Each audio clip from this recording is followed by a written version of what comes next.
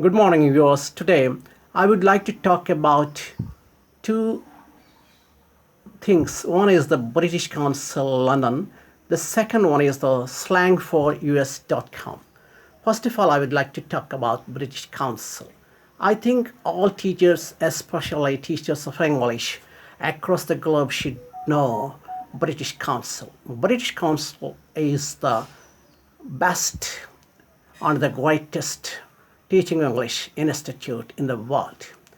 It teaches English lively, and also it teaches English online using different technological devices like podcasts, online journals, and other things. So, as a teacher of English, I always uh, make use of the service of the British Council. In fact, I have been blogging for the British Council for the last 10 years or so, and British Council honored me by having my name under the teaching bloggers, under teaching English bloggers. Okay, you can find my name on my blogs by clicking my name in the blog. Okay, I think a British Council gives us a lot of information about teaching English and how to speak English with the international phonetic transcription, and also it talks about in English in general, and also it gives scope for the bloggers to write blogs on their own, making use of the topics given by the British Council. Okay, so I'm really thankful to British Council for having my name under its dedicated profile. Okay, now I want to talk about slangforus.com.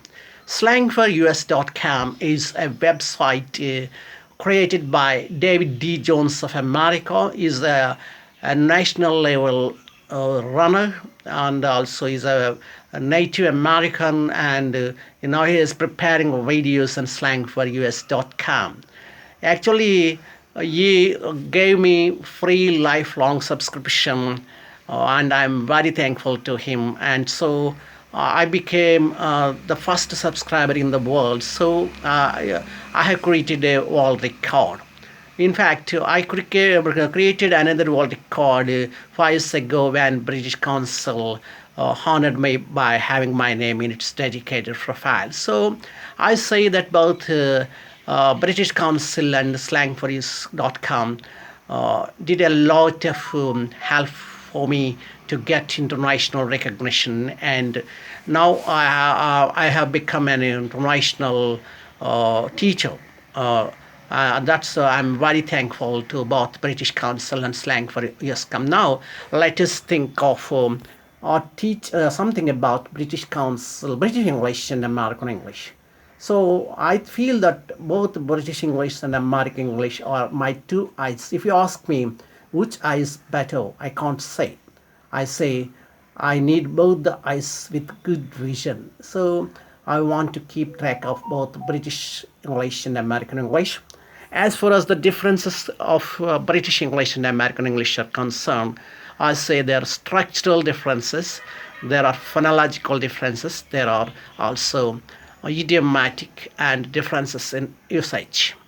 So if you want to take the IELTS or IELTS examination, you have to follow the British English. If you want to go to America, you have to follow the TOEFL examination. So if you want to settle in America, I request you to subscribe to the website slangforus.com, because it is preparing wonderful videos on American slang usage and even grammar. So it has given me free subscription, of course. I'm really thankful to David D. Jones of America once again, and it is he who has helped me to create the world record. And now the organizations like Wonder Book of Records and also Genius Book of Records are ready to give me ready to enter my name in its record books. In this juncture, I also thank Mr. Narendra Gaud, who is the national convener for Wonder Book of Records and also Guinness Book of Records. Okay, now I would like to come to the point again. What are the differences between British and English and American English? Now let's come to the structural differences. As far as the structural differences are concerned, they are generally with tenses and some prepositions. For example, think of the adverb just.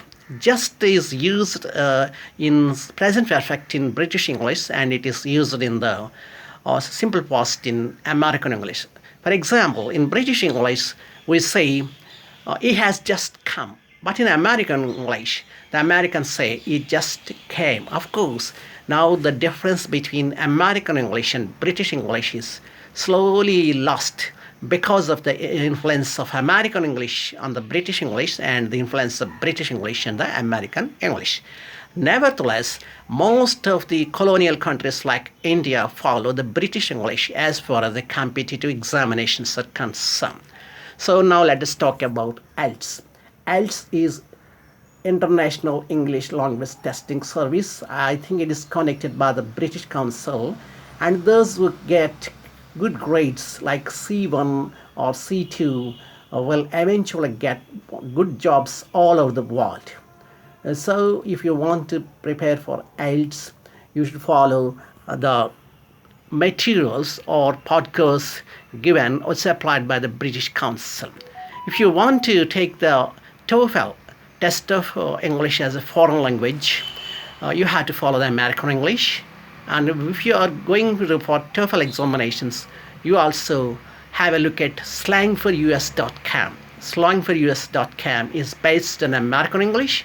It is based on American idiom and usage.